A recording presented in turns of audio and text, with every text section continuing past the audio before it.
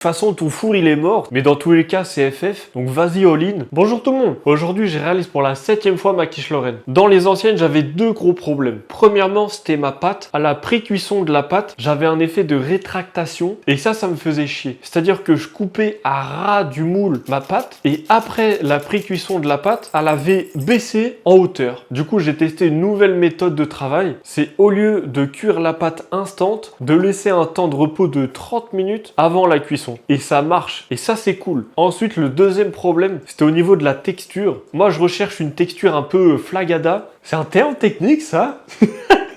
Oh, quel connard. Je recherchais une texture un peu type flan. Ouais, voilà. Bah, c'est bon, flan. Et dans les anciennes versions, je m'approchais de cette texture idéale, mais j'avais toujours un problème d'eau qui ressortait au niveau de mon appareil. Et du coup, ça laissait une flaque d'eau au milieu. C'était dégueulasse. Donc, j'ai décidé de changer de recette en remplaçant la moitié de la crème fraîche environ par de la crème fleurette. Mais au niveau de la texture que je voulais, bah, c'est pas pareil. C'est plus stock. Donc, je sais que je dois enlever des œufs pour atteindre la texture que je souhaite. Du coup, pour la prochaine fois, je pense que j'enlèverai entre 5 et 10 grammes d'eau dans ma pâte pour avoir un effet plus sableux à la pâte et je modifierai la quantité d'œufs pour avoir vraiment cet effet de flan. Mais sinon, c'était cool, j'ai bien aimé. Ah ouais, putain, il m'est arrivé une couille pendant la recette. En gros, quand j'ai transporté ma quiche Lorraine pour aller la cuire tout simplement, et bah il y avait trop d'appareils. Du coup, quand j'ai ouvert le four, ça a fait un effet vague et ça en a renversé partout.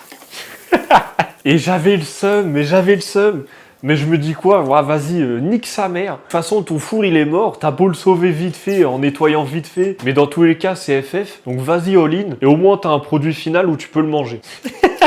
Donc je vous dis à la prochaine pour de nouvelles aventures, ou du moins de nouvelles expériences culinaires, donc à la prochaine vidéo. Bye.